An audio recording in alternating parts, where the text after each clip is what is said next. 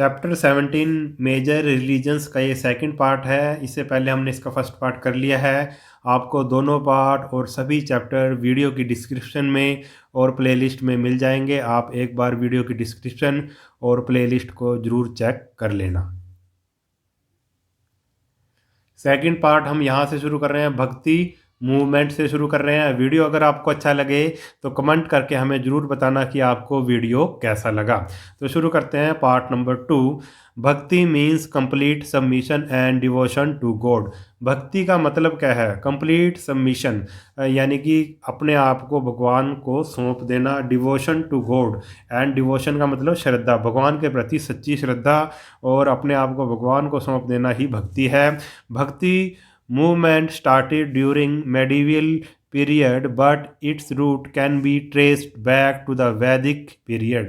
जो भक्ति मूवमेंट वो मानी जाती है कि वो मेडिवियल पीरियड से शुरू हुई थी, मगर जो अगर देखा जाए तो ये वैदिक पीरियड से ही मानी जाती है। Initial bhakti saints believed in the worship of God that is formless, निरंकार, omnipotent and omnipresent। जो भक्ति जो संत होते हैं, भक्ति आप साधु होते हैं, संत होते हैं, वो क्या मानते हैं? वह भगवान की वो वर्शिप करते हैं, पूजा करते हैं। डैट इज फॉर्मलेस, जिसका कोई आकार नहीं होता, यानी कि जो भगवान है वो निरंकार है। ओमनीपोटेंट है, सर्वशक्तिमान है। ओमनी प्रेजेंट है, हर जगह विद्यमान है। They also denounced idol worship, और उन्होंने जो मूर्ति पूजा का भी विरोध किया या मूर्ति पूजा की उन्होंने निंदा की, जो भक्ति मूवमेंट से जुड़े हुए संत साधु थे। Bhakti movement started in south Tamil region during 7th and 8th century. जो भक्ति मूवमेंट है, जो भक्ति आंदोलन है, उसकी शुरुआत इंडिया के साउथ से हुई, तमिल रीजन से हुई, तमिलनाडु के रीजन से हुई, और 7th और 8th सेंचुरी से इसकी शुरुआत मानी जाती है। It preach devotion and loving relationship between devotee and God to attain moksha. और इसमें क्या उपदेश दिया जाता है कि इसमें सच्ची श्रद्धा और सच्चा प्रेम किस किस के बीच में? बिटवीन डेवोटी, जो भक्त है, और जो भगवान है, उसके बीच में क्या होती है? एक रिलेशनशिप होती है, एक सच्ची श्रद्धा, एक सच्ची भक्ति होती है। ठीक है, अगर मोक्ष को प्राप्त करना है। The Alvars and Nayanars condemned rigidity of casteism and taught the lesson of love, devotion and equality। जो अलवर्स थे यानी कि विष्णु को मानने वाले, और नयनार्स जो भगवान शिव को मानने वाले थे, उन्होंने जो भी जाति पाति की जो भी व्यवस्थाएं थी उनका विरोध किया और हमें सिखाया। और क्या लेसन दिया और क्या शिक्षाएं दी? उन्होंने प्यार, श्रद्धा, भक्ति और बराबरी की शिक्षाएं दी। All over India, the Bhakti saints used local languages to preach their message। और सभी मतलब सारे इंडिया में जो भक्ति के जो संत थे, ठीक है, भक्त थे, जो उन्होंने क्या किया भाई? अपनी जो भी लोकल लैंग्वेज थी, लोकल भाषा थी, उसमें क्या भक्ति का संदेश दिया। They discarded rituals and sacrifices to create oneness with God. उन्होंने क्या किया भाई? जितने भी रीति रिवाज थे सबको छोड़ दिया और त्याग किया, हर एक चीज़ का त्याग करते हुए वह to create oneness with God, भगवान के साथ मतलब मिलन करने के लिए आप कह सकते हैं। उन्होंने माना कि भगवान एक है, भगवान को प्राप्त करने के लिए उन्होंने जितने भी रिचुअल्स थे उनको छोड़ा और त्याग किया। Ramanand took the idea of भक्ति टू नॉर्थ। और जो रामानंद थे वो भारत के जो उत्तर भारत में वो भक्ति के आइडिया को लेकर आए। He worshipped Shri Ram with complete devotion and love. वो उन्होंने श्री राम की जो भक्ति की श्रद्धा, पूरी श्रद्धा से और पूरे प्यार से।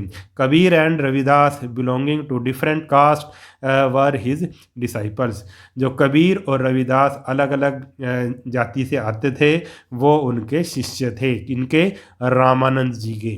भक्ति saints oppose the caste system, superstitious and narrow mindedness. जो भक्ति जो संत थे, भक्ति के जो संत थे, साधु थे, उन्होंने कास्ट सिस्टम, जाति व्यवस्था का क्या किया, विरोध किया, अंधविश्वास का विरोध किया, और जो नैरो माइंडेडनेस थी यानी कि तंग दिमाग के जो लोग थे उन सब का क्या किया, एक तरह से विरोध किया। ठीक है, नैरो माइंडेडनेस का मतलब है कि मतलब उनके विचार मतलब एक सीमित विचार थे, उनके ज़्यादा विस्तृत विचार नहीं थे, उसको बोलते हैं भाई narrow mindedness.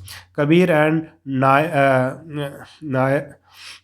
Nanak strongly preach the Hindu Muslim unity. Kabir ने और नानक जी ने हिंदू मुस्लिम यूनिटी को क्या किया भाई, इसका उपदेश दिया कि हिंदू मुस्लिम को सभी को मिलकर रहना चाहिए।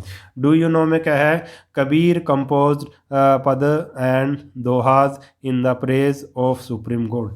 कबीर ने भगवान की जो प्रशंसा में क्या लिखे हैं भाई, पद और दोहे लिखे हैं। It is said that when he died his Hindu and Muslim follower started fighting about the last rites. और जब ये कहा जाता है कि जब वे कबीर जी मरे तो उनके जो फॉलोअर्स थे, हिंदू भी थे मुस्लिम भी थे, वो आपस में उनके अंतिम संस्कार के लिए लड़ने लगे कि इनके अंतिम संस्कार पर हमारा हक है। हिंदू कहने लगे हमारा हक है और मुस्लिम कहने लगे हमारा हक है। When they lifted the cloth covering his body they only found flowers. और जब उन्होंने जो उनके जो मृत शरीर के ऊपर जो कपड़ा ढक रखा था, जब उस कपड़े को हटाया तो क्या भाई, उन्हें सिर्फ क्या मिला, सिर्फ वहाँ पे क्या मिले, फूल ही मिले। यानी कि ये एक कहा जाता है उनके बारे में। ठीक है, ये एक छोटी सी कहानी है उनके बारे में। Many legends are prevalent about the birth, like the death of Kabir, one of India's most quoted poet and mystic.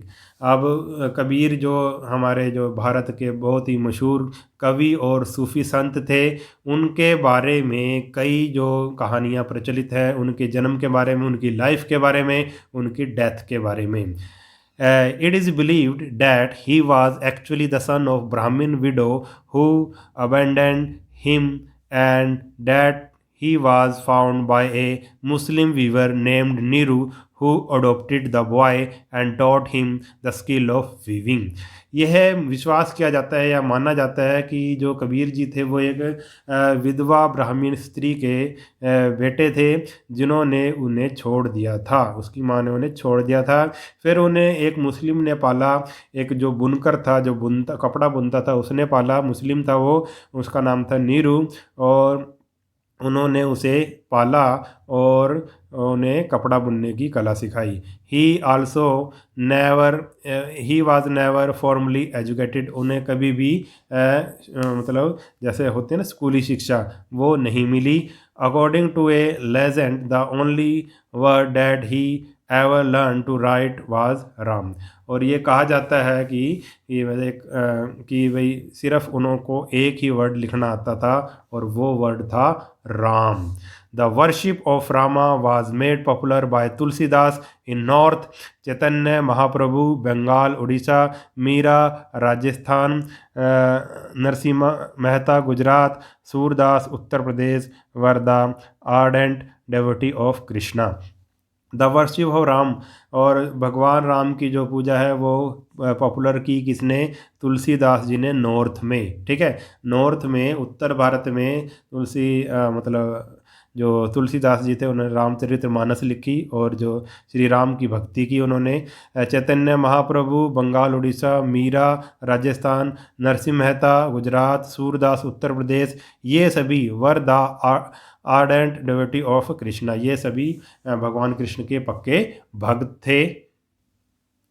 They worshipped Krishna with love, devotional songs and dance. इन्होंने जो भगवान कृष्ण की पूजा की, प्यार श्रद्धा, डिवोशन और सॉन्ग्स गीत लिखे और नृत्य के द्वारा भगवान कृष्ण की पूजा की। कास्ट और creed was totally set aside. जो भी जाति पाति थी, धर्म था, उसको एक साइड में रख दिया गया, यानी कि उनको भक्ति में नहीं माना जाता था, किसी भी जाति को, किसी भी धर्म को भक्ति में नहीं माना जाता था। अब आगे आ गया भाई सूफीज़म। सूफीज़म क्या है? Sufism was inspired by Quran and believe in one God only. जो सूफीज़म था वो कुरान से प्रभावित था और ये एक ईश्वर में, एक भगवान में विश्वास रखता था।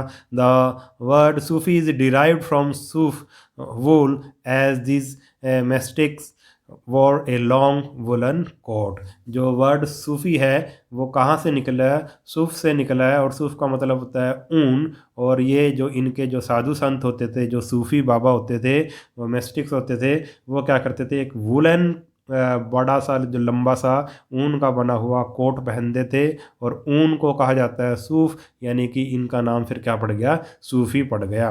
Sufis believe that all human beings are children of one God. Sufi ये बिलीव करते हैं, विश्वास करते हैं कि जितने भी जो ह्यूमन हैं वो सभी इंसान हैं जो एक ही भगवान के पुत्र हैं। दे बिलीव्ड इन गुरु शिष्य रिलेशनशिप। और ये किस परंपरा में विश्वास करते हैं भाई? गुरु शिष्य की परंपरा में विश्वास करते हैं। गुरु वाज नॉन एज पीर। गुरु को पीर कहा जाता है, और शिष्य को डिसाइपल को, शिष्य को कहा जाता है मुरीद कहा जाता है। ठीक है, गुरु को पीर कहा जाता है और शिष्य जो चेला होता है उसको क्या कहा जाता है? मुरीद कहा जाता है।